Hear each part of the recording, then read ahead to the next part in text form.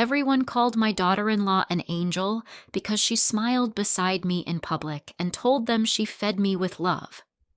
But behind closed doors, she locked the pantry, hid my phone, gave me medicine on an empty stomach, and made me feel ashamed for being hungry.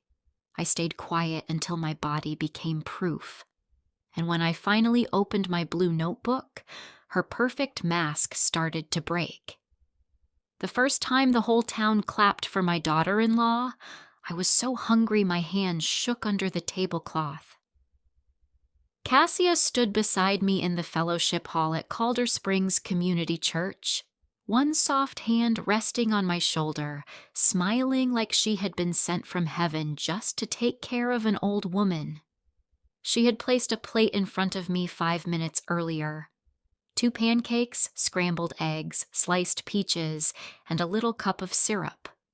People saw that part. They saw her bend down and kiss my gray hair. They saw her say, "Mama Ora needs her strength today." They saw her carry herself like a saint in a cream sweater and pearl earrings. What they did not see was what happened in the hallway outside the restroom after everyone turned toward the prayer. They did not see Cassia take that same plate from my hands, scrape the pancakes into the trash, and whisper, "You had enough attention for one morning. Don't embarrass me by eating like a starving dog." Then she smoothed my collar, guided me back into the room, and accepted a hug from the pastor's wife for being such a devoted caregiver. That morning, Calder Springs saw my daughter-in-law feed me. Nobody saw her take the food away. Welcome back to Pure Drama Stories. My name is Ora Winsted, but most people in our little Missouri town called me Ora. I am 72 years old, and for 32 of those years, I fed other people's children for a living. I ran the cafeteria at Ridgebell Elementary, where I knew which kids needed an extra biscuit, which child hid apples in his hoodie for a little sister at home, and which parents were too proud to fill out the free lunch form. I believed one thing with my whole heart. No person should have to beg for a plate of food. Then old age came. My left side weakened after a small stroke. My son begged me to move into his house for just a few months, and his wife began teaching me that hunger could be used like a leash. If you have ever watched someone act kind in public while hurting you behind closed doors, stay with me. This story is for you. Because Cassia Winsted smiled in public and starved me in private, and for a long time I thought nobody would believe an old woman over a beautiful young wife with a church name tag and a camera-ready smile. I was wrong. The truth was not loud at first. It was quiet. It sat in a blue cafeteria notebook, in pharmacy labels, in grocery receipts, in a child's handwriting, and in the weight I lost while everyone praised the woman who was supposed to be caring for me. Before Cassia entered our family, my life was small but full. My husband, Hollis, died 4 years before everything happened. He had been a bus mechanic for the county schools, the kind of man who came home with grease under his nails and peppermint candy in his shirt pocket. We were married 46 years. We never had much money, but our house always had light in the windows and something warm on the stove. Our only son, Baylor, grew up in that house with muddy shoes and a soft heart. He was the boy who carried groceries for widows without being asked.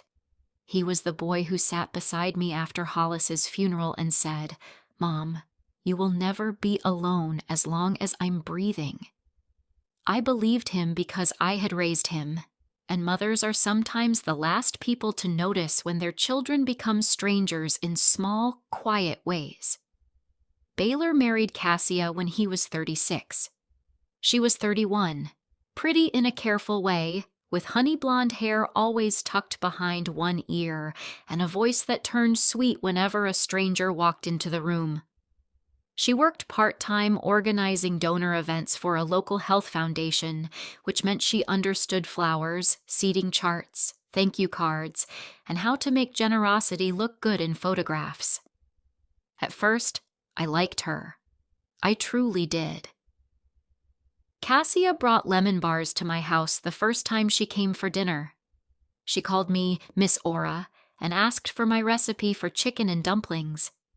When Baylor proposed to her, she cried into my shoulder and said she had always wanted a mother like me. I remember patting her back and feeling grateful, foolishly grateful, that my son had found someone who seemed to value family. Their wedding was simple but pretty, in a barn outside Cedar Hollow, with wild flowers in mason jars and white lights wrapped around beams. Cassia cried again during her vows. She told Baylor, "Your mother raised a good man, and I promise I will honor the woman who made you who you are." People turned to look at me. I cried too. I wish I could say I sensed something false in her voice that day. I did not. Some people do not show their teeth until the door is closed and the witnesses are gone. The first crack came after my stroke. It was mild, the doctors said, though nothing feels mild when one side of your mouth refuses to smile right and your hand drops a coffee mug without warning. I spent 3 nights at St. Anselm Medical Center in Calder Springs, then 2 weeks in rehab. Baylor came every evening when he was in town, still wearing his work badge from the medical equipment company. He sold hospital beds, wheelchairs, and oxygen systems across 3 states, so he traveled often. Cassia came too, always with a cardigan for me, always with a folded blanket, always with a little post online about walking this tender road with Mama Ora. The nurses liked her. The visitors liked her. She had a way of making care look elegant. When the rehab therapist said I should not live alone for a while, Baylor took my hand and said, "Come home with us, Mom. Just until you're stronger." I hesitated because my little house on Marigold Lane was the last place where Hollis still felt alive to me. His boots were by the back door. His red thermos sat above the sink. But Baylor looked so worried, and Cassia squeezed my shoulder and said, "We have a sunny room for you. I already bought soft sheets." So I agreed. That was the first door I walked through without understanding how hard it would be to walk back out. Their house sat on Larkspur Ridge, newer than mine, all gray siding and black shutters, and a porch that looked friendly from the road. They gave me the downstairs guest room near the laundry area. Cassia called it your little recovery suite, which sounded sweet until I realized little was her favorite word for anything that belonged to me. My little room, my little walker, my little pills, my little appetite. Baylor installed grab bars in the bathroom before leaving for a week of sales meetings in Kansas. He kissed my forehead and said, "Cassia knows your medication schedule. Brian E. March from Home Health will come twice a week. I'll call every night." For the first few days, things were fine.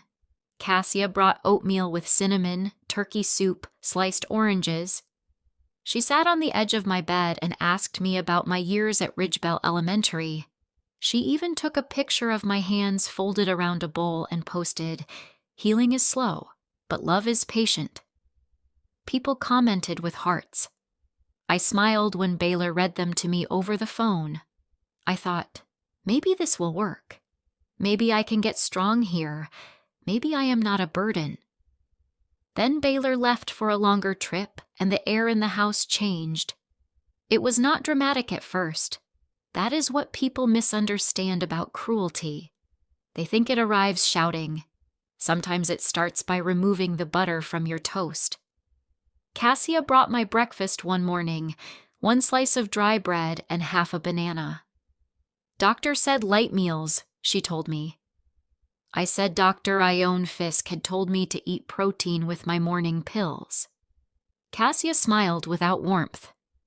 "You must have misunderstood. Stroke patients get confused."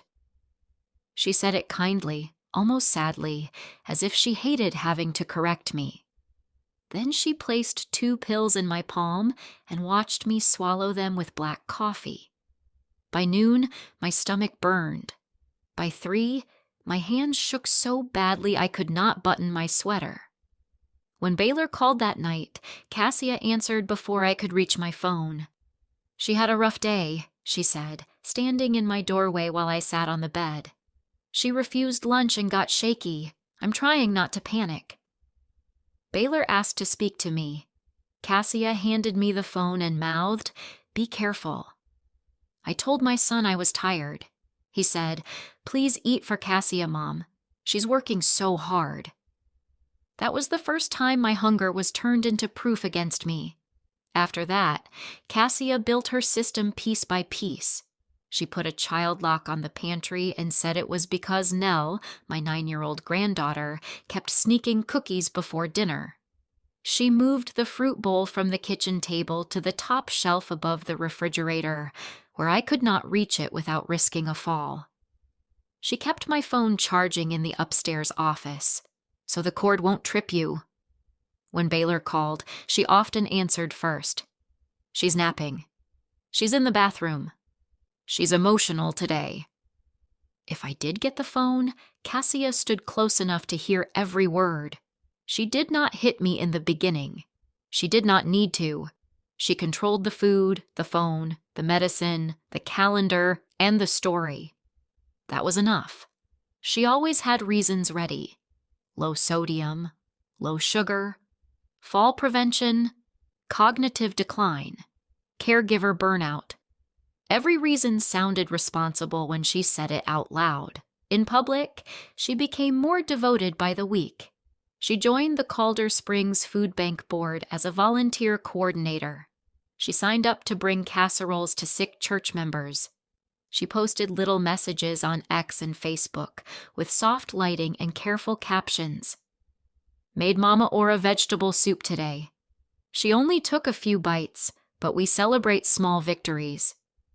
Caregiving means loving someone through the hard seasons. Please pray for patience. Elder care is beautiful, but it can break your heart." People loved those posts.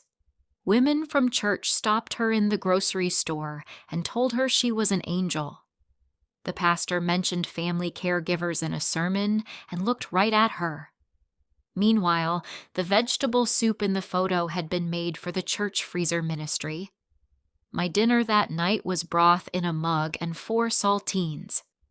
When I asked for more, Cassia leaned close and said, "Do you want Baylor to think you're completely out of control? Because I can make that happen with 1 phone call." I stared at the mug until my reflection trembled in the brown liquid. I had served thousands of lunch trays in my life. I had never imagined ending up afraid to ask for a sandwich. The worst part was how careful she was with witnesses. If Mira Sallow, the food bank director, came by to drop off committee papers, Cassia would call brightly, "Mama Ora, come say hello," and set a plate of cut fruit in front of me just before the door opened. If Mrs. Henley from church visited, Cassia tucked a blanket around my knees and said, "She gets cold now, poor thing." If Baylor came home, there would be a roast in the oven and a full pitcher of iced tea. I would eat better on those weekends, but not too much, because hunger had already trained my body to be cautious. Cassia watched me across the table with her pretty eyes and asked, "Are you full, Mama Ora?"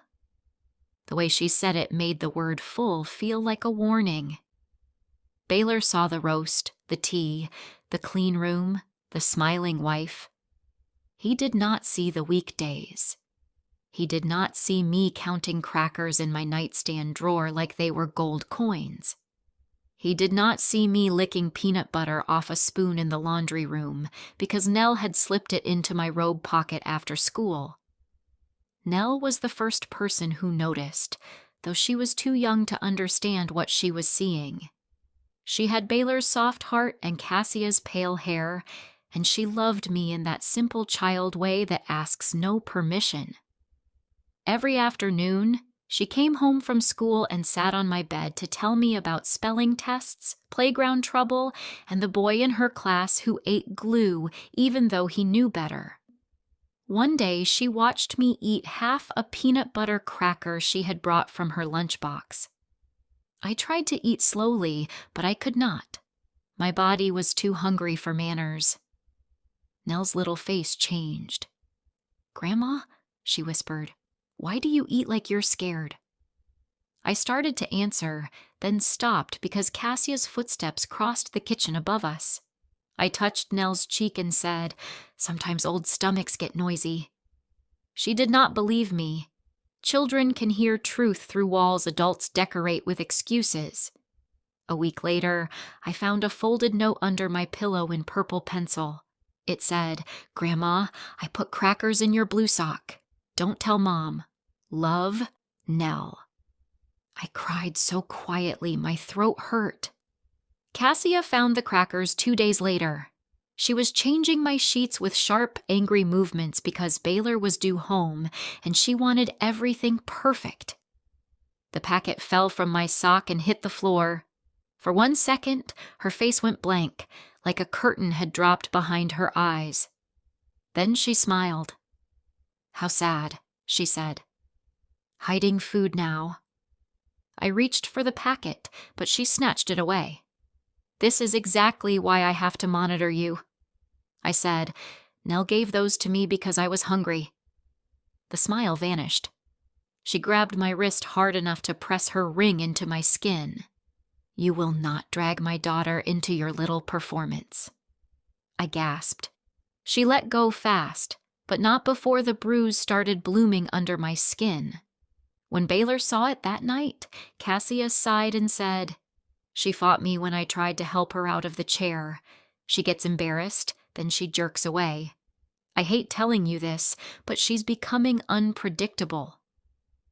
Baylor looked at me with fear and pity can feel like a locked door when the truth is standing on the other side. I wanted to scream, but my voice came out small. I didn't fight. Cassia's eyes filled with tears. "I'm not blaming you, Mama Ora. We know you can't help it." Baylor hugged his wife while I sat there with my wrist throbbing. "Before I go further, tell me in the comments what hurts more, the cruelty itself or the smile they wear afterward when everyone is watching. Because I learned that the smile can be sharper than the hand. A slap ends. A story keeps going. Cassia's story was that I was declining. Her story was that she was patient, exhausted, selfless. Her story was that Baylor was lucky to have a wife willing to care for his mother. She told that story everywhere, at church, at the pharmacy, at the food bank, in texts to Baylor, in captions under pictures.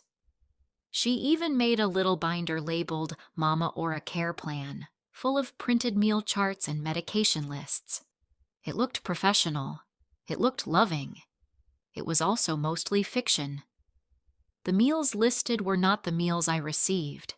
The medicine times were not the times she gave them. The notes about refused breakfast or confused during lunch were written in her perfect round handwriting. Once, I saw her write 8 chicken salad, grapes, and yogurt on a day when I had eaten dry toast and tea. When I said, "That isn't true," she closed the binder gently and said, "Truth is what I can prove, Ora. Remember that." That sentence stayed with me. Truth is what I can prove. I had spent my whole working life proving things with counts. How many breakfast trays left the kitchen? How many cartons of milk came back unopened? How many students needed allergy meals? How many lunches were served when the snow started and buses came early?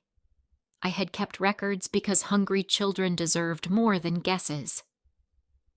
One rainy Tuesday, after Cassia gave me my blood pressure pill before breakfast and left me dizzy in my room, I asked Nell to bring me the old blue notebook from the bottom drawer of my suitcase. It was the same kind of notebook I had used in the cafeteria for years, blue cover, college-ruled paper, a little coffee stain on the back. "Are you writing recipes?" Nell asked. "Something like that," I said. I started with the date, then the time, then what I had eaten. Half-sliced toast? No butter. 1 pill. Empty stomach. Dizzy by 9:40. Lunch. Broth. 4 crackers. Dinner. Skipped. Cassia said I had eaten too much at lunch. I did not begin that notebook as a weapon. I began it because Cassia had made me afraid of my own memory. I needed a place where the truth would sit still. From that day on, I logged everything I could. If Cassia posted a picture of soup, I wrote what I actually received. If she told Baylor I refused dinner, I wrote whether dinner was offered at all. If she hid my phone, I wrote the hours I had it and the hours I did not. If she changed the wall calendar and told me I had missed an appointment, I wrote the old date and the new one. My handwriting was shaky at first, but it grew steadier with purpose. I wrote like a woman counting lunch trays while a storm rolled toward the school. Calm, clear, necessary. The blue notebook became the one place in that house Cassia did not control because I hid it inside the hollow back of Hollis's old travel chessboard. He had made that board himself with a loose panel for spare pieces. Cassia would never look there. She disliked old things unless they could be photographed with a candle beside them. Bryony March, the visiting nurse, came every Tuesday and Friday. She was a compact woman in her late 40s, with silver at her temples and eyes that missed very little. Cassia liked her at first because Bryony spoke softly and took her shoes off at the door. But Bryony was not like the church ladies. She did not clap for casseroles. She checked blood pressure, skin color, medication timing, hydration, and weight. The first month, I had lost 6 pounds. Cassia laughed nervously and said, "She was eating too many sweets before she came here, so honestly this may be healthy." Bryony did not smile. The second month, I lost 9 more. Bryony asked what I had eaten that morning. Cassia answered from the doorway, "Oatmeal, peaches, and scrambled egg." Bryony turned to me. "Mrs. Winsted?" I looked at Cassia. Her face was kind and empty. I looked back at Bryony and said, "Coffee." It was the first small truth I said out loud in that house. Bryony wrote something on her clipboard. Cassia's smile tightened. After that visit, Cassia punished me without using the word punishment. She canceled my afternoon tea because caffeine made me agitated.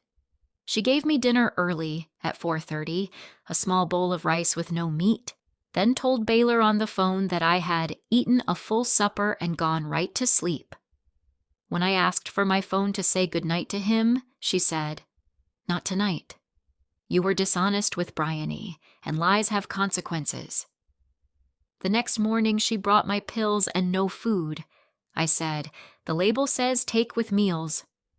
She leaned against the door frame and smiled. "Then I guess you should have appreciated the meals you had." That was the first time I understood she enjoyed the control. Not because she hated food waste, not because she worried about my health, because hunger made me smaller, and she liked me smaller. Cassia's public image kept growing while I kept shrinking.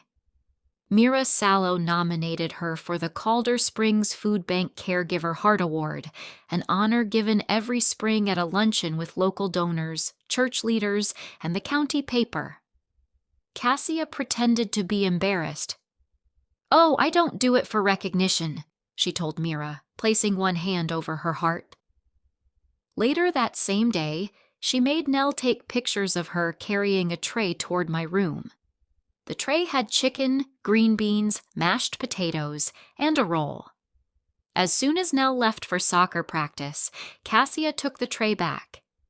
"That food was for the photo," she said. "You know heavy meals upset your stomach." She gave me applesauce instead. Not a cup. 4 spoonfuls in a saucer. Then she posted, Some days caregiving is serving love on a tray and praying it reaches the heart. I watched the likes climb from the armchair by the window while my stomach twisted. I wrote the post time in my blue notebook, 5:12 p.m.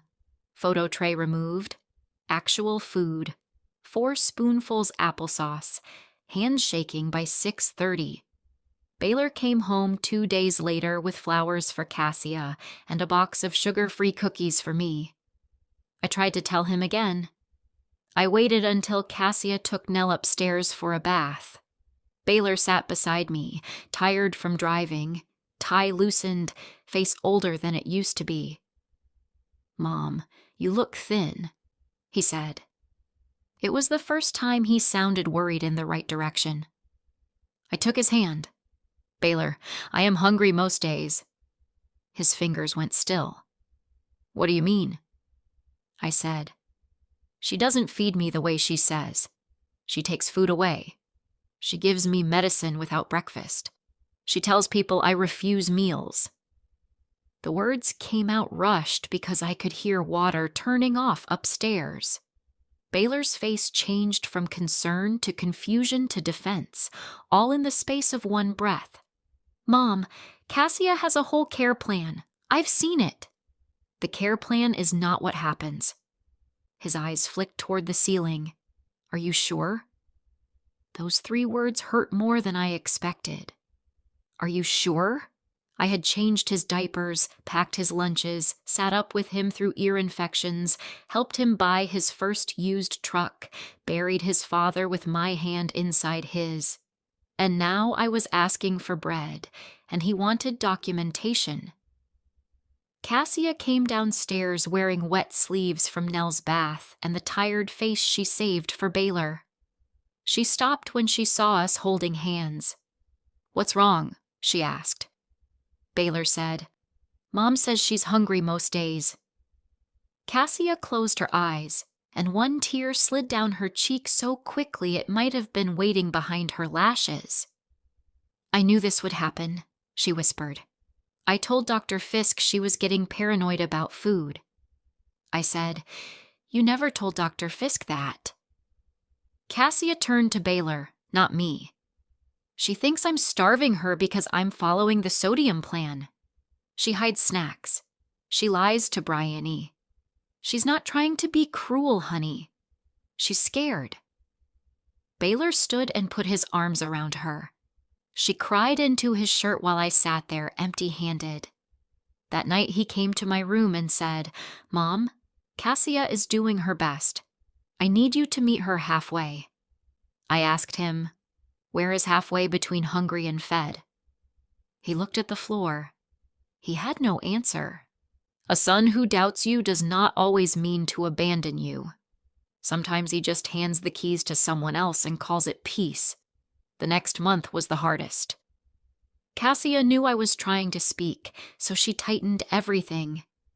She told Baylor I should not be alone with Nell because I was putting adult fears into a child's mind. She told Bryony I had become argumentative. She moved my walker farther from the bed one afternoon and watched me struggle to reach it before saying, "This is why independence is not realistic for you." She did not punch or kick like villains in movies. She used small violences that left doubt instead of blood. She gripped my upper arm too hard while helping me into the shower. She slapped my hand away from the breadbasket when Baylor was in the garage. She shoved my chair closer to the wall so I could not easily stand. She turned the television volume low enough that I had to ask for help, then told Baylor my hearing was failing. She threw away Hollis's old peppermint candies because sugar is dangerous, though she kept cupcakes for Nell on the counter. Every act had a reason. Every reason sounded like care, but proof kept gathering because lies are hungry too. They need more lies to stay alive. Cassia told Baylor I had refused the Meals on Wheels trial Bryony suggested. I had not. I found the cancellation email weeks later when Nell, trying to print a school report, accidentally opened the family printer queue. The email was from Cassia's account to the county senior nutrition office. "We have decided Ora is not comfortable with outside meal visits. Please cancel." I wrote down the date and hid the printed page behind the chessboard. Cassia told Dr. Fisk's office that Baylor would handle my appointment reminders. Then she hid the reminder letters in a drawer under takeout menus. I found them while looking for a postage stamp. One letter had a handwritten note from Dr. Fisk's nurse. "Concerned about continued weight loss. Please bring medication bottles and full meal list." Cassia had never shown it to Baylor. I folded it into the notebook. She told people she cooked for me daily, but grocery receipts showed almond milk, salad kits, wine, Nell's snacks, and almost nothing from the diet plan Bryony had recommended. She told the church she missed a food bank meeting because I had a bad episode at home. The church sign-in sheet later showed she had attended the meeting, posed for photos, and left me alone without lunch. The most painful proof came from Nell.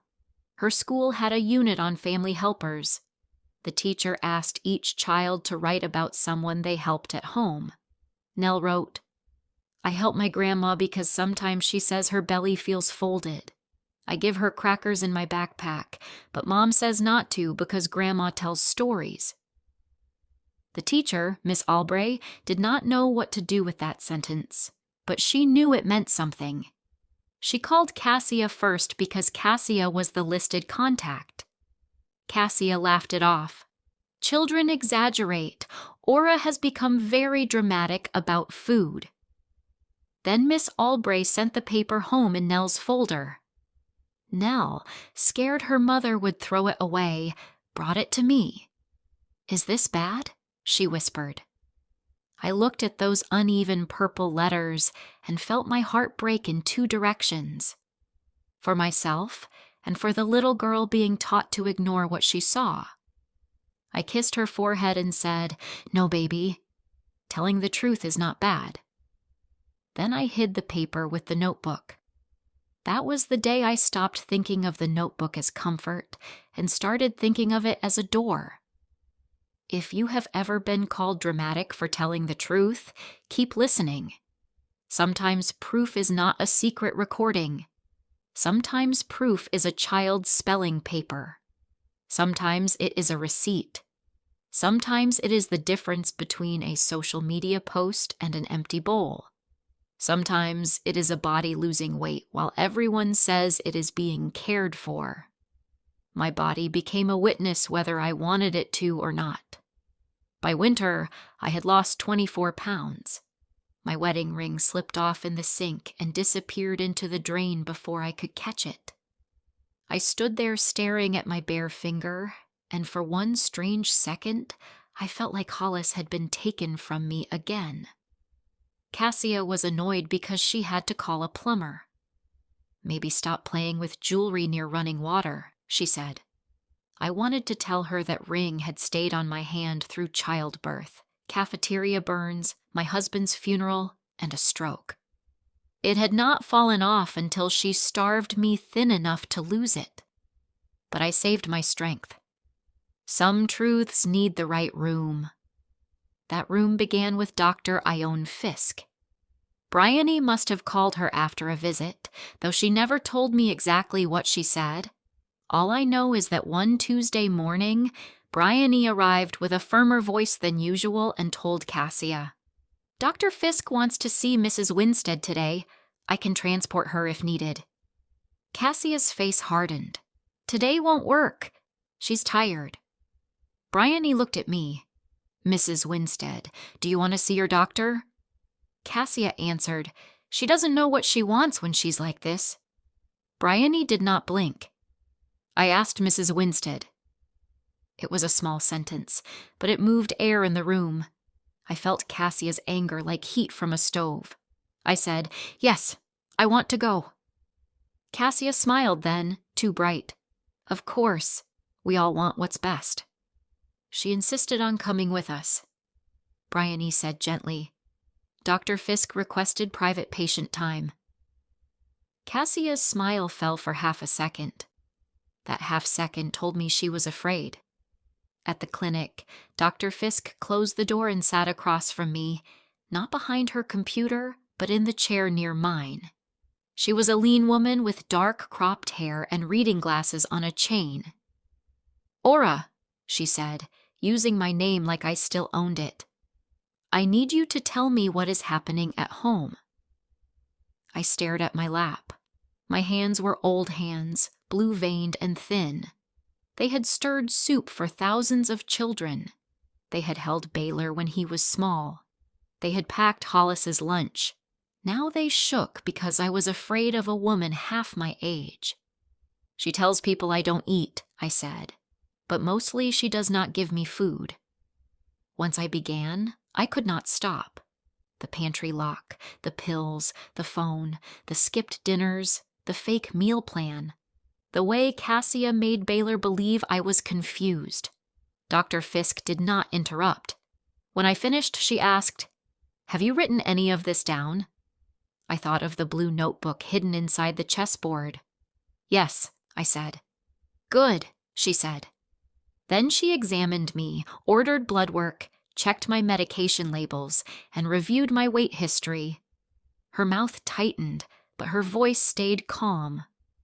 "Ora, I do not believe your mind is failing. I believe your body has been neglected."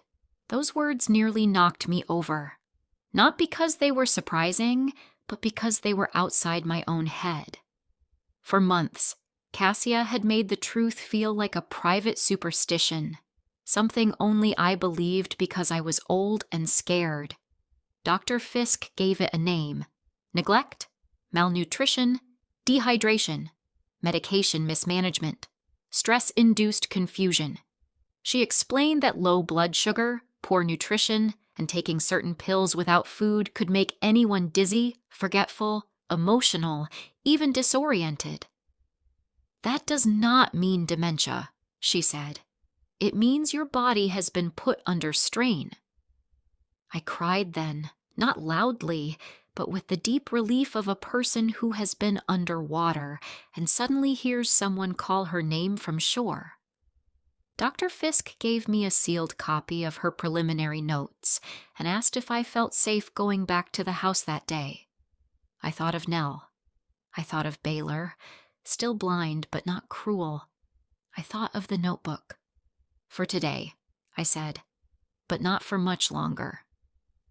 Dr. Fisk connected me with Quade Larkin, an elder law attorney whose office sat above a bakery on Pike Street.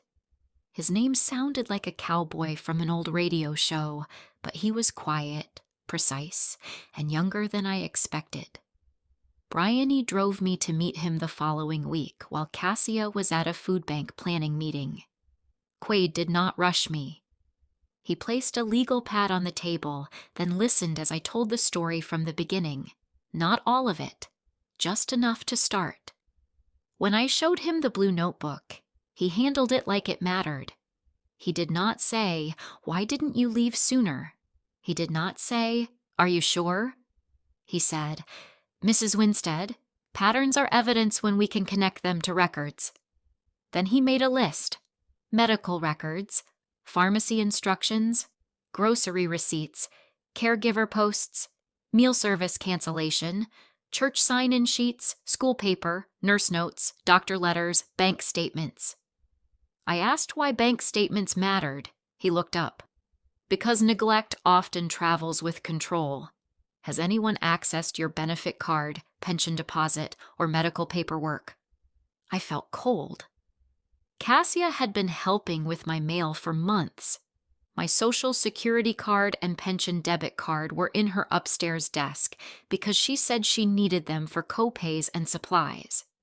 I had not seen a statement since October. That was the second twist, and it tasted worse than hunger. Cassia had not only controlled my food, she had started controlling the money around my care. Not large amounts at first, because clever people often steal in crumbs before they reach for slices. Small pharmacy charges, gas station purchases, a subscription for a caregiver planner app. New dresses charged the same week she posted about sacrificing personal comfort for elder care. A county caregiver stipend had been approved in my name, with Cassia listed as the family care provider. I had signed one form after my stroke, thinking it was for home health coordination. Cassia had used that signature to step closer to my finances and medical authority. Quaid explained it carefully, not to scare me, but to wake me fully. "She is building a public identity around caring for you," he said. "Awards, posts, stipends, authority. Your suffering is becoming her platform." I sat in his office above the bakery, smelling cinnamon rolls through the floorboards, and thought, she did not only want to control my food, she wanted to control the story of my hunger. We did not move immediately because Quaid said quiet preparation would protect me better than one angry scene. That was hard. I wanted to call Baylor and pour everything into his ear. I wanted to stand in church and lift my sleeves and show my bruises. I wanted to walk into the food bank and ask Mira Sallow why her angel fed the town, but not the old woman in her own house. But Quaid was right. Cassia had spent months building her version of reality. One emotional outburst from me would only help her. So we gathered facts. Bryony wrote detailed visit notes. Dr. Fisk ordered follow-up labs. Quaid requested meal service records. Miss Albright, with permission, gave a copy of Nell's family helper paper to the attorney after Baylor was notified there were concerns. The pharmacy printed medication labels showing which prescriptions required food. A grocery delivery account, still logged in on the family tablet, showed order histories that did not match Cassia's meal posts. Mira provided food bank sign-in sheets without understanding why at first, and Cassia, confident in her own performance, kept posting. Every post was another nail in the false wall she had built. The Calder Springs Food Bank luncheon arrived in early April, when the redbud trees were blooming along Pike Street, and the whole town seemed washed clean after rain. Cassia had been talking about it for weeks. She was receiving the Caregiver Heart Award in front of donors, church leaders, county officials, and a reporter from the Calder Springs Ledger. She bought a cream dress and new shoes. She booked a hair appointment. She told Baylor it would mean so much if he could arrange his travel schedule and attend. She even told him I wanted to be there. I had said no such thing, but Quaid later advised me to go. "Public lies can be corrected privately," he said. "But when someone has used a public stage to build power, the public record matters." I was afraid. I will not pretend otherwise. I was 72, weak from months of neglect, and the woman who had starved me was about to be honored for feeding me. But fear and weakness are not the same. I wore a navy dress Hollis had loved and the soft gray shawl Nell gave me for Christmas. Cassia put me in a wheelchair for the optics, though I could walk short distances with a cane. "Try not to look miserable," she whispered while Baylor parked the car. Then she bent down as the first guests arrived and said loudly, "Mama Ora, you look beautiful. I'm so proud you felt strong enough to come." The luncheon was held in the community hall beside the food bank. Round tables with white cloths, little jars of redbud branches, donor cards at each plate. Along one wall, volunteers had set up a display about hunger in rural Missouri. I stared at the words printed on a poster. "Hunger hides in plain sight." I almost laughed, but the sound would have turned into tears. Cassia moved through that room like she owned goodness itself. She hugged Mira. She greeted the pastor. She introduced Baylor to donors as my rock through this caregiving journey. People came to my wheelchair and touched my shoulder. "You are blessed to have her," one woman said. "She talks about you all the time." I looked at Cassia, who was smiling for a photo near the podium. "Yes," I said. She does talk." Baylor stood behind me, restless, checking his phone, still unaware that Quaid Larkin sat 2 tables away with a folder in front of him, that Dr. Fisk had arrived as a guest speaker, that Bryony March was near the back wall, and that the truth had entered the room before dessert. Mira took the podium after lunch. She spoke about the food bank's growth, about families served, about seniors choosing between prescriptions and groceries. Then she smiled toward Cassia. "This year's Caregiver Heart Award goes to someone many of us have watched with admiration. She has shown grace, patience, and public devotion while caring for her beloved mother-in-law, our own Miss Ora Winsted." The room applauded. Cassia lowered her eyes like the attention embarrassed her. I watched her hands. They were steady. Mine were not. She walked to the podium and accepted the small glass award. "I don't deserve this," she began, which was the truest sentence she had spoken in months. People chuckled warmly. She continued, "Caring for Mama Ora has taught me that love means feeding someone even when they forget they are hungry." My breath stopped. Baylor clapped softly. Cassia looked right at me with wet eyes for the room and dry eyes for me. Some days she refuses food. Some days she becomes frightened. Some days she says things that hurt. But love stays. Love serves the tray anyway. That was when something inside me settled. Not broke. Settled. For months I had been pushed, doubted, managed, and emptied. But hearing her turn my hunger into her halo in a room built to fight hunger gave me a calm I cannot fully explain. Maybe every woman has a line she does not know about until someone steps across it in public. Cassia finished her speech to a standing ovation. She came down from the podium with the award pressed to her chest. Mira returned and said, "Before we close, we have a brief elder care safety message from Dr. Ione Fisk, who has worked with many families in our county." Cassia's face flickered. Just a flicker. Baylor noticed nothing. Dr. Fisk walked up with no drama, no anger, no raised voice. She spoke about hidden senior hunger, medication mismanagement, and the danger of assuming the caregiver's story is the whole story. She never said Cassia's name at first. She did not need to. She said, "A full plate in a photograph is not proof that a person ate. A public smile is not proof that a home is safe. When seniors are isolated, hungry, or medically controlled, their confusion may be a symptom of neglect, not mental decline." The room grew still. Cassia looked at Baylor. Baylor frowned. Dr. Fisk continued. "With patient permission and with legal oversight, a local case has taught our office a painful lesson. A senior woman lost 24 pounds in 6 months, while public reports described full meals and loving care. Her medication instructions were ignored. Meal delivery was canceled without her consent. Medical letters were withheld.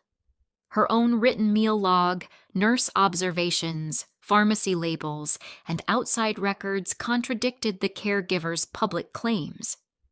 Cassia stood so quickly her chair scraped the floor. "This is inappropriate," she said, voice trembling in a way people might have once mistaken for hurt. Quaid stood too, folder in hand.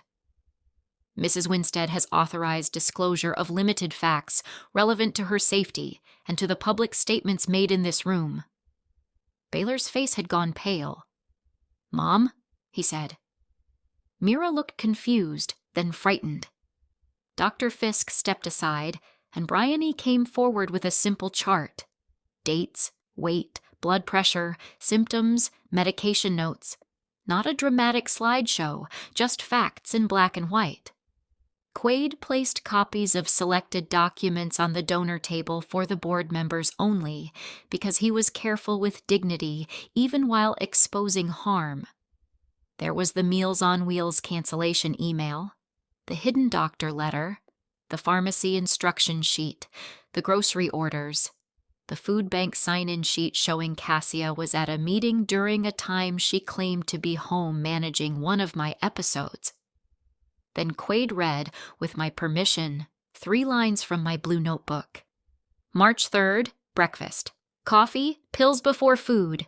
Cassia posted oatmeal photo at 8:12. Oatmeal was not served to me. March 9th, dinner skipped after church potluck.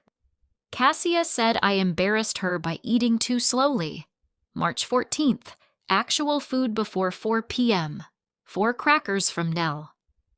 A sound moved through the room, not a gasp exactly, more like 120 people realizing they had clapped for the wrong thing. Cassia tried to cry. Of course she did. She's confused, she said, turning to Baylor. Your mother has been confused for months. She writes things down wrong. She hates me because I set boundaries. Baylor stared at the papers like they were written in a language he should have learned years ago. The cancellation email came from your account, Quaid said. The doctor's letter was found in your desk drawer. The grocery records match Mrs. Winsted's log, not your care binder. Cassia turned toward Mira. I have given everything to this family. I am being attacked because caregiving is hard and nobody understands.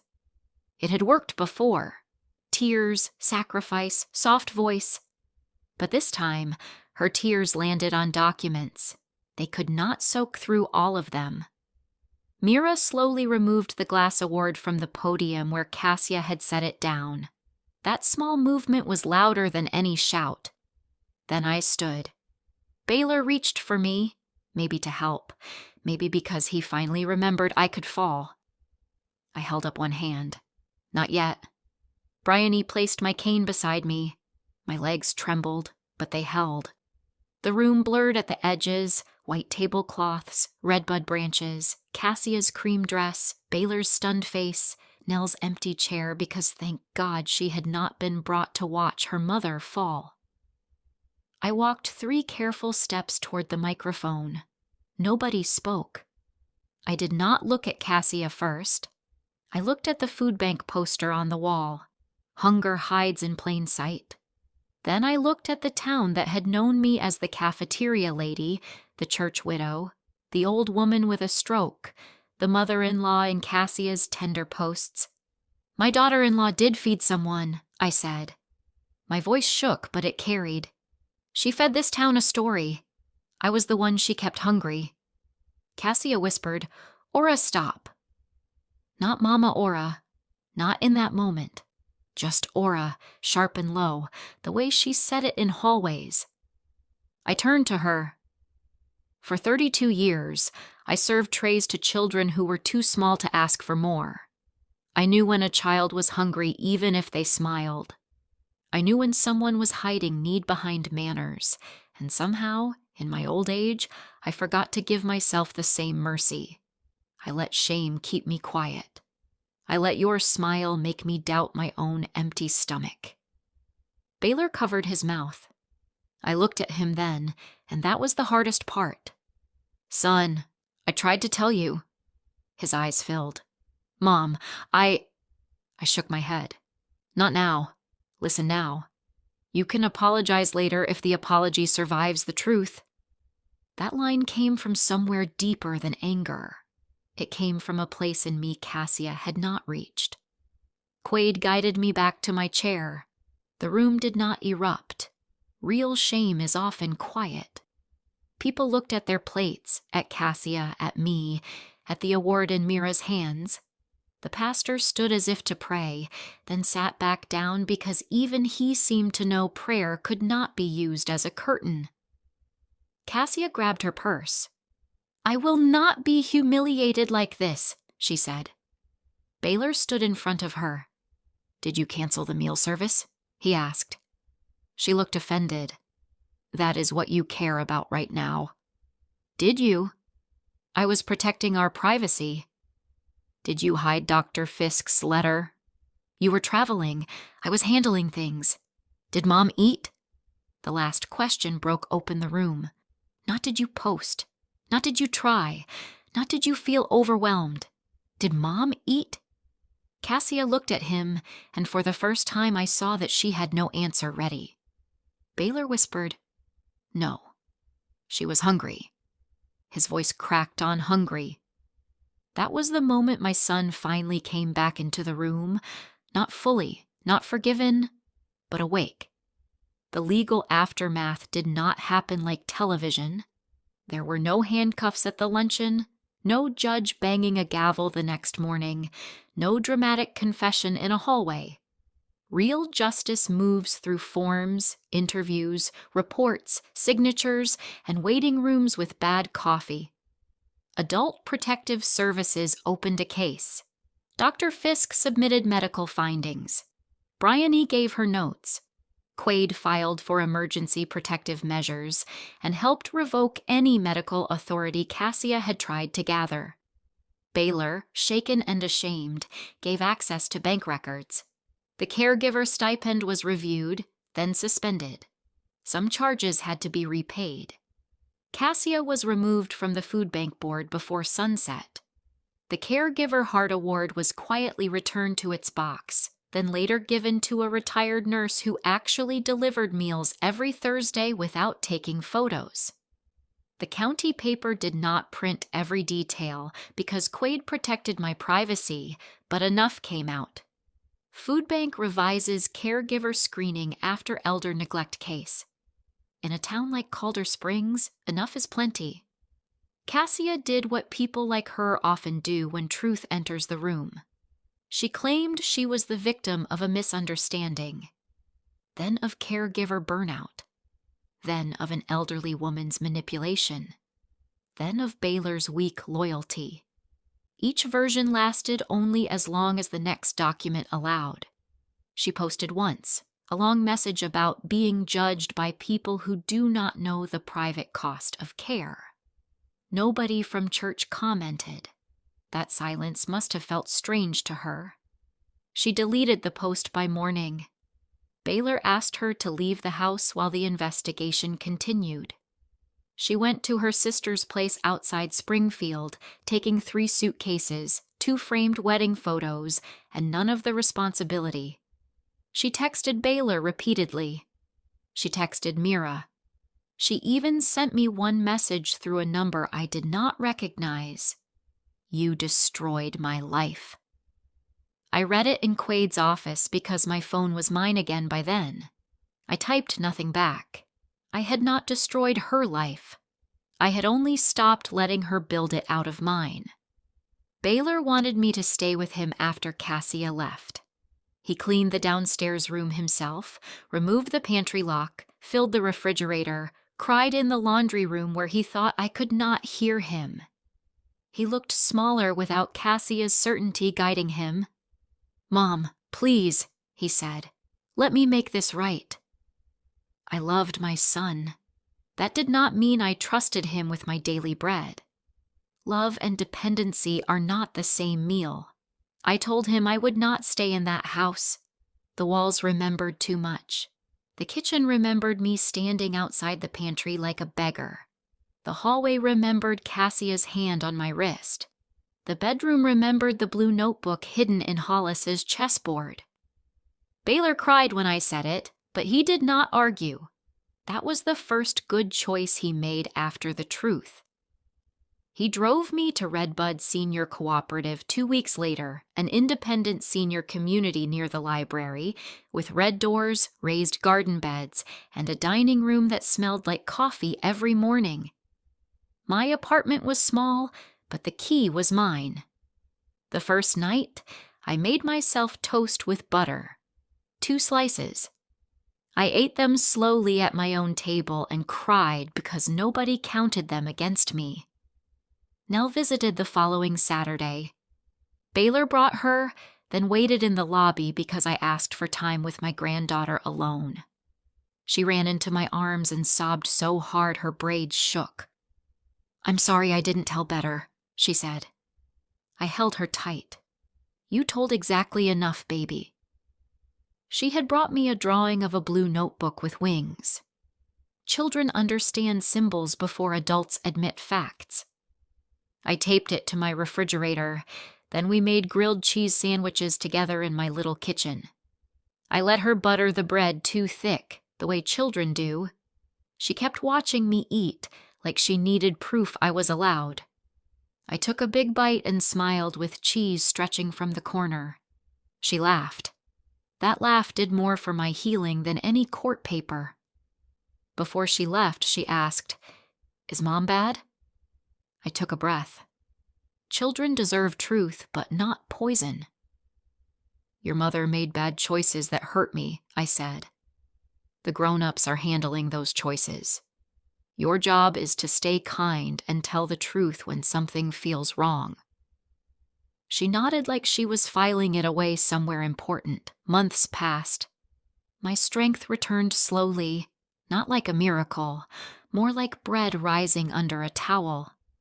Dr. Fisk adjusted my medication schedule. Bryony still visited, though now she came to my apartment and drank tea after checking my blood pressure. I gained back some weight. My hands stopped shaking so often. I started walking to the library with my cane, then to the corner market, then one bright morning all the way to the food bank. Mira Sallow met me at the door and cried before she said a word. "Ora, I am so sorry," she said. I believed her. Mira had been fooled, but she had also been willing to learn. That matters. Together with Dr. Fisk, Bryony, Quaid, and the food bank board, we created something called the full plate rule. It was simple. If a caregiver spoke for a senior in any food assistance, church care, or local support program, the senior had to be spoken to privately too. Not through the caregiver, not with the caregiver hovering in the doorway. Privately. We also started a meal check system for seniors who lived with family, because hunger can hide behind nice curtains and smiling holiday photos. The first time I spoke publicly after the luncheon was at the fall donor breakfast. I did not want to. My knees still went weak when I saw a podium. But Mira asked gently, and Quaid said I could share only what I chose.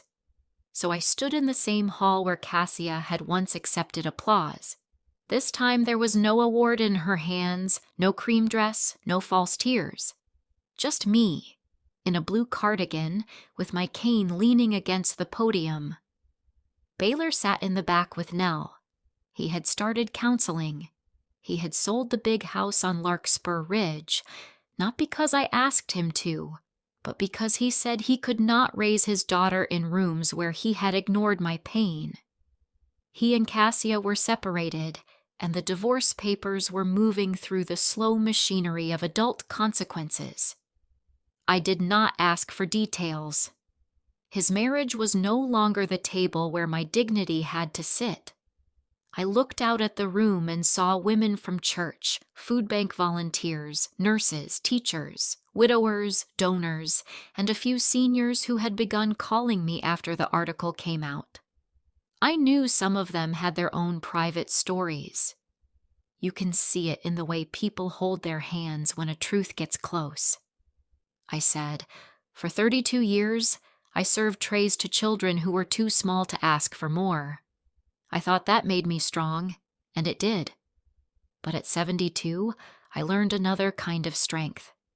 I learned to ask for more for myself." Nobody clapped at first. They listened. So I kept going. Kindness is not what a person performs when the room is watching. Kindness is what they protect when nobody can praise them for it. A full plate in a photograph does not feed anyone. A caption does not make a caregiver, and an old person's voice should never be treated like background noise in the story of their own life. Then I lifted my blue notebook. The edges were worn now. The cover had a pale stain from my tea. This notebook helped save me, but I should not have needed 47 pages to prove I deserved breakfast. That line finally broke the room. Some people cried. Some looked ashamed.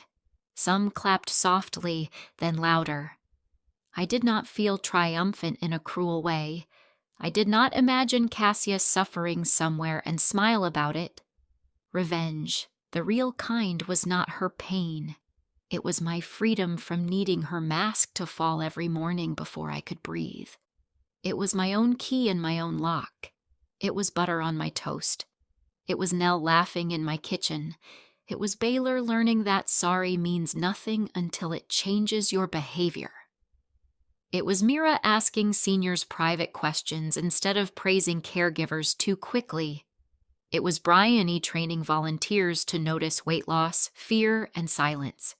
It was Dr. Fisk telling families, we need to hear from the patient alone. It was Quaid placing my documents in a folder and saying, your voice has legal weight. My revenge was not loud. It was structured. It was witnessed. It was fed. Baylor came to my apartment that evening after the donor breakfast. He brought no flowers, no dramatic gift, no speech written to make himself feel better. He brought soup from the little deli near the courthouse, 2 containers, both sealed. He set mine in front of me and waited until I opened it myself. That small respect nearly made me cry. We sat at my table while the sky turned pink over the parking lot. For a long time, neither of us spoke. Finally, he said, I failed you. I looked at my son, really looked at him. He had new lines around his eyes. Shame can age a person when it finally arrives. Yes, I said. He flinched, but he did not defend himself. That mattered too. I wanted peace so badly, he said. I let Cassia tell me peace meant not questioning her. I stirred my soup, chicken and wild rice, real pieces of carrot, enough salt to taste like someone cared. Peace without truth is just silence, I said. He nodded. Tears slipped down his face. Can you forgive me? I looked toward the refrigerator where Nell's blue notebook drawing hung under a magnet. One day, maybe. I want to. But I will never again be dependent on someone who needs another person to tell him I am worth feeding. He accepted that. Not happily, but honestly. That was the beginning of our new relationship. Smaller than the old one, but cleaner. He visited every Sunday afternoon with Nell. Sometimes we ate together in the Redbud dining room. Sometimes we walked in the garden. Sometimes he apologized again, and I told him apologies are like seeds. Stop digging them up to see if they're growing. Cassia's case moved forward in pieces. She avoided jail because the charges around neglect and misuse were complicated and because real life does not always punish people as neatly as stories do. But she lost the caregiver stipend, paid restitution, accepted a court order to stay away from me, and lost the public image she had polished so carefully. The foundation where she worked asked for her resignation after donors complained. The food bank banned her from volunteer leadership. Her name, once spoken with admiration, became a quiet warning in Calder Springs. Make sure you ask the elder privately. That was enough for me. I did not need her destroyed. I needed her stopped. 1 year after the luncheon, I stood in the kitchen at Redbud Senior Cooperative helping prepare breakfast for a new program called Saturday Full Plate. I was not officially staff. I was too old for that schedule, and I had promised Bryony I would not overdo it. But I could still butter toast. I could still show a volunteer how to stretch scrambled eggs for a crowd without making them rubbery. I could still tell when a child or an old man wanted seconds, but felt ashamed to ask. The first tray I carried that morning went to Mr. Peavy, a retired postal worker with trembling hands. He looked at the eggs, toast, fruit, and coffee, then said, "This is too much." I smiled. No such thing as too much dignity. He laughed and picked up his fork. Across the room, Nell helped stack napkins. Baylor filled water cups. Mira checked the sign-in sheet. Bryony talked with a woman whose daughter answered too many questions for her. Life had not become perfect, but it had become honest, and honest is a strong foundation? Sometimes people ask if I hate Cassia. The answer is no, and that surprises them.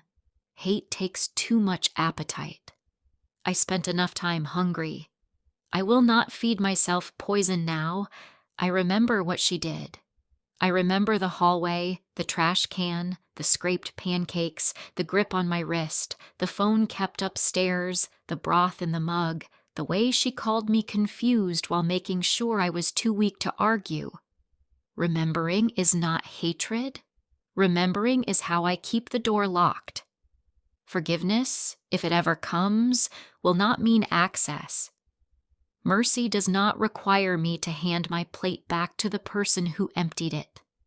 So this is what I know now. A person can smile like spring sunlight and still bring winter into your room. A person can post about love and still practice cruelty between the captions. A person can call herself a caregiver and treat care like theater, but the truth has its own appetite. It eats through paper walls, it grows in notebooks, it waits in receipts and lab results and children's drawings. It sits quietly until the room is ready, and then it stands up, even on shaking legs. My daughter-in-law smiled in public and starved me in private. For a while, I thought proving it would take strength I did not have. But proof was never one big dramatic thing. It was every small truth she thought did not matter, every skipped meal, every hidden letter, every fake post, every wrong pill time, every cracker from Nell's backpack, every pound my body lost while her reputation gained weight. And in the end, I did prove it. Not because I wanted applause. I had heard enough applause for the wrong person. I proved it because old women deserve to be believed. Because hunger should never be hidden under good manners. Because a family's comfort is not more important than one person's safety. Because my life did not end when I needed help. It only became more important that the help be real. If this story reminded you of someone who survived quietly, share it with them. If you have ever been made to feel like a burden for needing basic care, leave a comment and let your voice take up space. And subscribe to Pure Drama Stories, because some people do not need revenge in the way the world imagines it. Sometimes they only need the truth to finally get a microphone, a witness, and a full plate placed in front of them without fear, commentary, discussion, explanation, and lessons.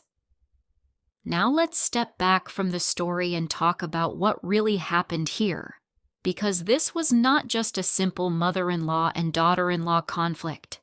This was not only about one cruel woman refusing food to an older woman. This story was about public image, private control, emotional manipulation, elder neglect, family blindness, and the painful moment when a person finally has to prove a truth that should have been believed the first time. Ora Winsted, or Ora, was not fighting for luxury. She was not asking for special treatment. She was asking for food, safety, dignity, and the right to be heard inside her own life. That is why this story hurts so deeply. The basic things she needed were the same things she had given others for decades. When we look at Ora's life before Cassia, we see a woman who had spent most of her life serving people. She worked in a school cafeteria for 32 years. That detail matters a lot. It is not just a job title. It tells us who she was. Ora understood hunger. She understood the quiet shame some children carried when they needed more food, but were too embarrassed to ask.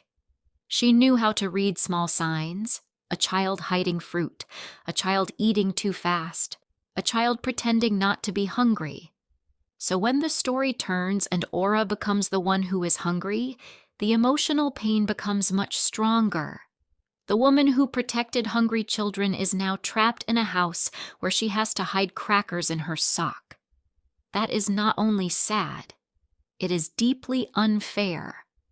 The title says Cassia smiled in public and starved Ora in private, and that is the main emotional engine of the story. Cassia's cruelty was not random, it had a method. She understood that if she built a strong public image first, then Ora's truth would sound weak later. This is something we should really pay attention to. Some people do not only hurt others, they also prepare the room so nobody believes the victim.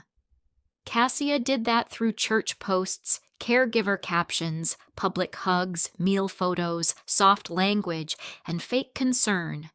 She used kindness as a costume. In public, she acted like a devoted daughter-in-law. In private, she controlled the pantry, the phone, the medicine, the calendar, the mail, and the story Baylor heard. That is why this story is not just about food. Food is the visible symbol, but the deeper issue is control. Cassia controlled what Ora ate, when she ate, whether she could speak to her son, whether she could see medical letters, whether people believed she was clear-minded, and whether the outside world saw her as a real person or just a fragile old woman in Cassia's care. When someone controls your basic needs, they can also control your confidence. Ora started doubting herself. She wondered if her memory was failing. She wondered if she was being too sensitive. That is exactly what Cassia wanted. A confused victim is easier to dismiss. A hungry victim is weaker. An isolated victim has fewer witnesses. Cassia's cruelty worked because it was quiet and wrapped in believable excuses. One of the strongest parts of the story is Baylor's failure. Baylor is not shown as a monster. That actually makes the story more realistic. He loved his mother, but he trusted the wrong person because trusting Cassia was easier than questioning the comfortable picture she gave him. He traveled for work. He saw the clean room, the care binder, the roast dinner on weekends, the social media posts, and the tired wife who cried in his arms. He did not see the weekdays. He did not see the skipped meals. He did not see Cassia standing in the hallway taking food away.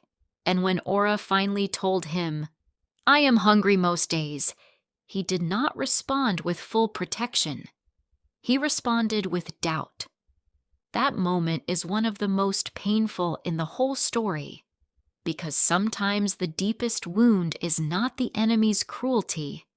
It is the loved one who asks, "Are you sure?" This gives us a very important lesson about families. Love is not enough if it does not listen. Baylor loved his mother, but he did not listen to her with courage. He listened to Cassia's organized version of events. He listened to the person who looked calm, young, capable, and socially trusted. This happens in real life too. Sometimes older people, quiet people, sick people, or dependent people are not believed because someone else speaks louder, smoother, or more confidently. The story reminds us that truth does not always come from the person with the binder. Sometimes truth comes from the person whose hands are shaking. Another thing that makes this story powerful is that Ora does not become strong in a sudden, unrealistic way. She does not secretly record one dramatic conversation and win everything overnight. Her proof grows slowly from everyday life. That makes the revenge more believable and more mature. She uses a blue cafeteria notebook because that is connected to who she has always been. She knows meal counts. She knows records. She knows that small details matter. So she writes down what she ate, what Cassia posted, when she took medicine, when her phone was taken, when appointments were missed, and when her body reacted. This is not revenge at first. This is self-protection. She is trying to prove to herself that she is not crazy. That is a very emotional point. Sometimes before a victim can convince the world, they first need to convince themselves that what happened was real. The proof system in this story is very smart because it comes from many places. The notebook matters, but it is not alone. There are pharmacy labels, doctor letters, nurse notes, grocery receipts, food bank sign-in sheets, the meal delivery cancellation email, Baylor's bank records, and Nell's school paper. This matters because Cassia's whole defense was that Ora was confused. If the only proof was Ora's memory, Cassia could attack that memory. But when many outside records support Ora's memory, the truth becomes much harder to deny. The story teaches us that abusers often depend on isolation, but records create witnesses. A receipt can become a witness. A doctor's note can become a witness. A child's writing can become a witness. A pattern can become a witness. Nell's role is also very important. She is not used as a magic solution. She is a child, and the story treats her like a child. She notices what adults ignore. She sees her grandmother eating crackers like she is scared. She writes in her school paper that she gives Grandma crackers because Grandma's belly hurts. That innocent line becomes one of the most heartbreaking pieces of proof. Children often sense when something is wrong before they have the language to explain it. Nell does not understand elder neglect, manipulation, or caregiver fraud. She only understands that her grandma is hungry and her mother says not to talk about it. That is enough to show the audience how dark Cassia's behavior really is. Cassia's public award scene is the climax because it brings the whole lie into one room. This is important for storytelling. The exposure does not happen randomly. It happens at the exact place where Cassia's false image is strongest, the food bank luncheon. That is perfect dramatic irony. A woman who starved her mother-in-law is about to receive a caregiver award from a food bank. She is being honored for the exact thing she violated. This kind of climax feels satisfying because the stage itself becomes part of the justice. Cassia used public performance to gain power, so public truth becomes the only way to break that power. But the scene is not written like cheap drama. Nobody screams, nobody throws plates. The truth is presented through facts, calm voices, and documents. That makes it even stronger. Ora's line at the microphone is the emotional center of the whole story. My daughter-in-law did feed someone.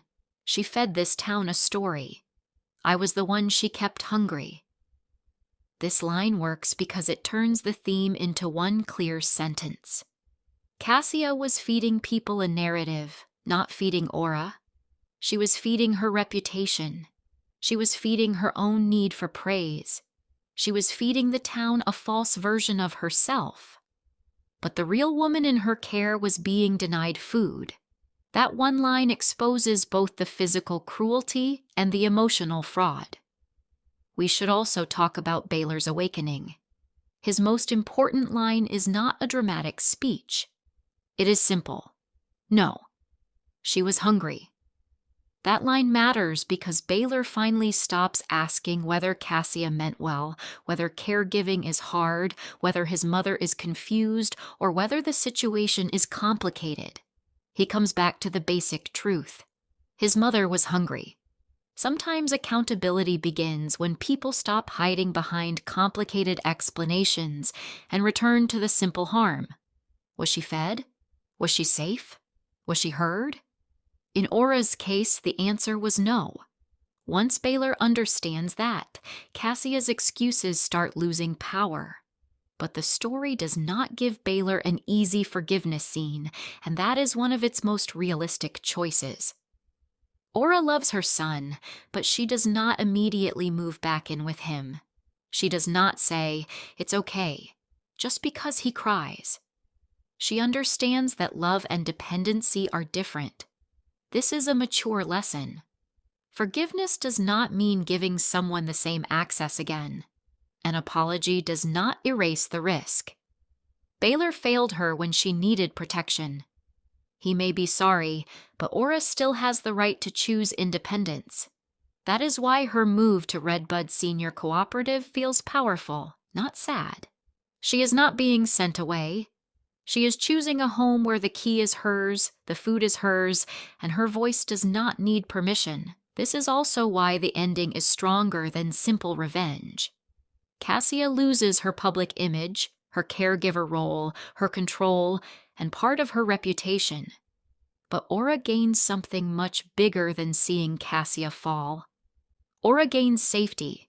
She gains a private apartment, she gains medical care, she gains a repaired relationship with boundaries, she gains a public voice.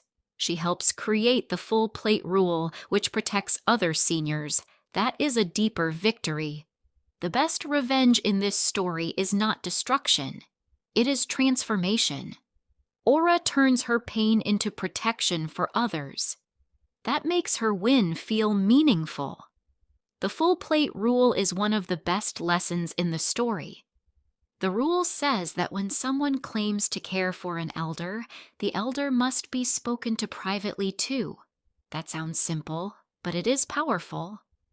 Many victims cannot speak freely when the controlling person is standing nearby. They may be afraid of punishment later. They may feel ashamed. They may think nobody will believe them. Private listening gives them a small but important door. This lesson can apply beyond elder care. In any situation where one person controls another person's story, we should ask, have we heard from the quiet person alone? Have we given them space to speak without pressure? Another big lesson is that public kindness is not proof of private goodness. This does not mean we should distrust every kind person, but it does mean we should be careful when someone always needs an audience for their kindness. Cassia's care was always photographed, posted, described, or praised. Real care often happens without lighting. Real care does not need a caption every time. Real care respects the person being helped. Cassia did not respect Ora. She used Ora as a prop in her caregiver identity. That is why her kindness was not kindness. It was performance. The story also shows how shame keeps people silent. Ora did not speak loudly at first because she felt embarrassed. She was an old woman who had always been capable. She did not want to admit she was hungry in her son's house. She did not want to sound dramatic. She did not want to hurt Baylor's marriage. She did not want to scare Nell. Shame is one of the strongest tools cruelty uses. It makes the victim feel responsible for the discomfort of telling the truth. But Ora slowly learns that silence protects the wrong person. Her notebook becomes the first place where she stops protecting Cassia's image. There is also a strong food metaphor running through the story. Food is not only food here. It means dignity, care, belonging, and humanity. When Cassia takes food away, she is not just making Ora hungry. She is telling her she has no power. When Ora finally eats buttered toast in her own apartment, that small meal feels like freedom. When she makes grilled cheese with Nell, it becomes healing. When she helps with Saturday full plate, food becomes justice. This is why the story stays emotionally connected from beginning to end. The theme begins with a stolen plate and ends with a full plate given without fear. Let's also notice how the story handles revenge. Ora does not become cruel because Cassia was cruel. She does not try to starve Cassia back. She does not make false claims. She does not chase humiliation for fun. She tells the truth clearly and lets the truth do the work. That is a very important difference. Revenge based on lies makes the victim become like the abuser, but justice based on truth restores dignity. Ora's power comes from calm proof, not from shouting. Her victory comes from being believed, not from becoming hateful. There is another quiet lesson in Hollis's chessboard and the blue notebook. Hollis is dead before the main events, but his presence is still part of Ora's strength. The chessboard gives her a hiding place for the truth. Symbolically, it also reminds us that Ora had a life before Cassia, a marriage, a history, skills, and love. Abusers often try to reduce people to their weakness. Cassia wanted Ora to be only old, confused, dependent, and difficult. But Ora was more than that. She was a widow, a mother, a cafeteria director, a record keeper, a woman with memory, and a woman with discipline. Her past becomes part of her survival. Baylor's ending is also worth discussing. He is not completely excused, but he is not written as hopeless either. He begins to change when he stops defending himself. That is important.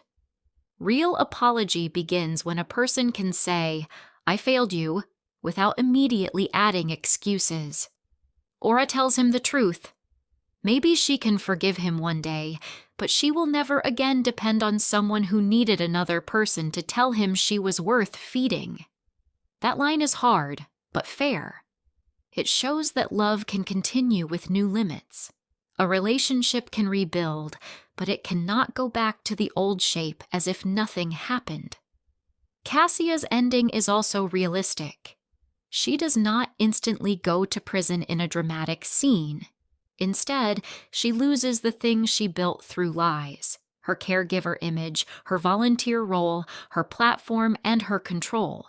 She faces investigation, restitution, a protective order, and public distrust. Some viewers may want a harsher ending, but this ending feels more grounded. In real life, justice is often partial. But Ora's win does not depend only on Cassia's punishment. Ora's win is that Cassia cannot control her anymore. That is the key. So what should we take from this story? First, listen when a dependent person says something is wrong. Do not dismiss them just because another person has a better public image. Second, do not confuse caregiving with control. Real care gives dignity. Control removes choices. Third, patterns matter. One skipped meal can be explained. Months of weight loss, hidden letters, wrong medication timing, and false posts show a pattern. Fourth, proof can be built from small details. A notebook, a receipt, a medical note, a school paper, a sign-in sheet. Fifth, a person's age does not make their voice less important. Older people are not background characters in their own lives. And finally, this story teaches that dignity can be reclaimed slowly. Ora did not get her power back in one magical moment. She got it back through one honest note, one doctor visit, one attorney meeting, one microphone, one apartment key, one slice of buttered toast, and one full plate at a time. That is why the ending feels peaceful.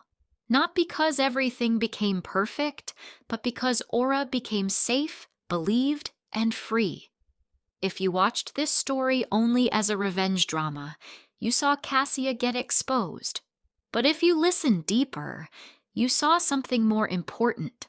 You saw an old woman rebuild her voice after someone tried to turn her hunger into a lie. You saw a town learn that kindness without accountability is only performance. You saw a son learn that love must listen before it is too late. You saw a child learn that telling the truth matters. And you saw a survivor turn her pain into a rule that could protect others. That is the real power of this story. It does not say, destroy the people who hurt you. It says, stop helping them hide what they did. It says, write the truth down. It says, let safe people see the pattern.